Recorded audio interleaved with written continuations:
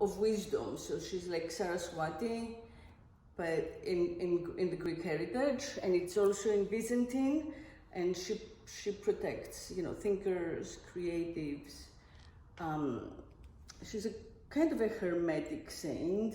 So she's about, you know, it's a song about studies and work, and how, you know, kind of an invocation to her to bring her, you know, work and love of studying and love of harmony. And this is the second part of the same hymn. So it goes around, and then it goes and it finishes here with her name, you know, Paraskivi.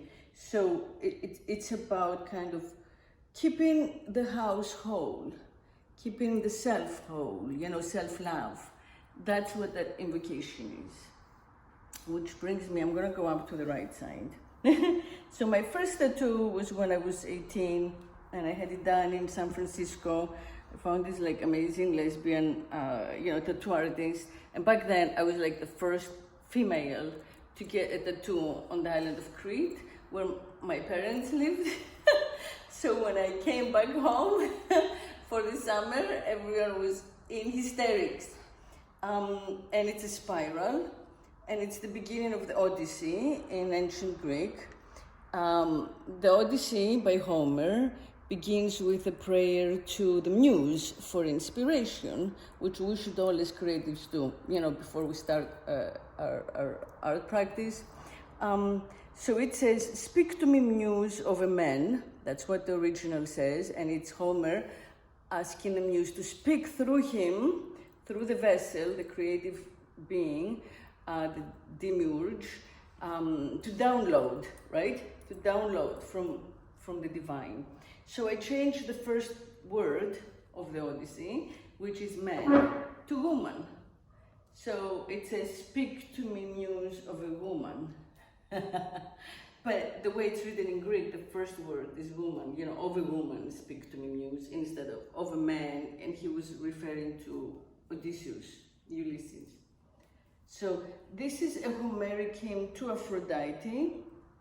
And these are, you know, like we're talking about 700 BC, 800 BC, you know, 600 BC, all of these ancient quotes, right? So this is "Come to me." It's the very basic invocation to the goddess of love.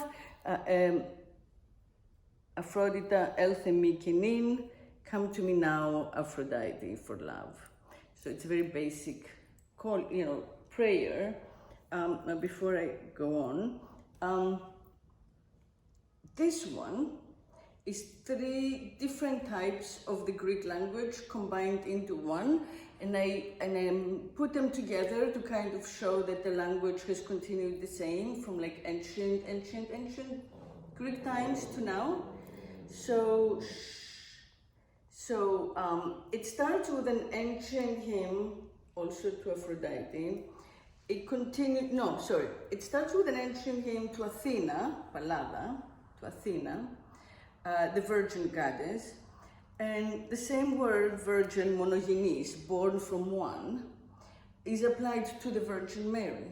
So I continue the hymn, but now I'm quoting a hymn to the Virgin Mary, daughter, you know, born, it applies to Christ. So I'm continuing the hymn to virgin birth, which means to Christ, mother of the virgin birth, so mother of Christ, fovera prostasia mu, which means my terrifying protection, my terrible and awesome and terrifying protector. So that was a Byzantine and then a contemporary, you know, prayer to the Virgin. This is a quote from Ovid in Latin, from I believe Transformations, and it says, "Not a day goes without writing."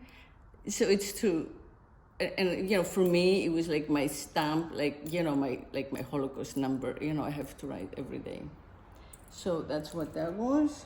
This is Alistair Crowley, who is one of my guides, and it starts here, and it says, "Then this time drawn is a key, Then the circle squared is a key also, and abrahadabra. So it's one of the invocations for magic. That's how magic works, or alchemy works, right? You have to take the key of time, which has been kind of like reduced into counting in numbers by the matrix.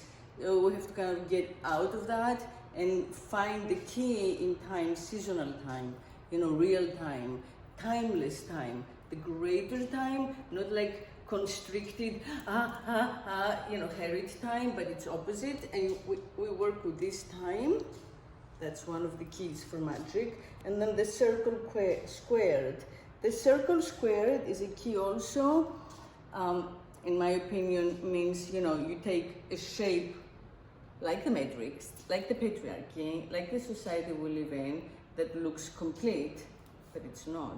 And you change its shape. You actually reformat it. You fix it in a way that has more inclusion, more space in it. And for me, that involves kind of like refiguring out priorities, values, good and evil, which really don't exist. They are the same. Poor and rich, which don't exist. All the divisions, especially like divisions around like wealth and social status and all of that, and shake them up.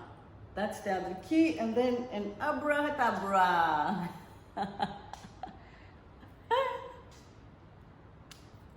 Get your wish. You get any of your wishes. Just then you wish and you get it.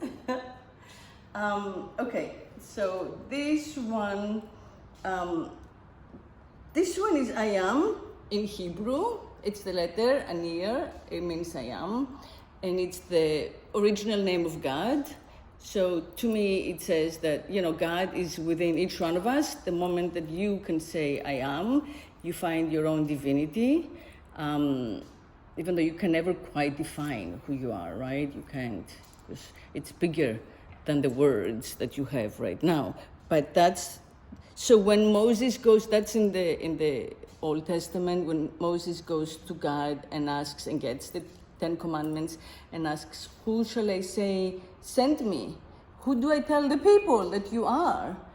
God tells Moses, tell them I am sent you. So that's the first name of God we have out of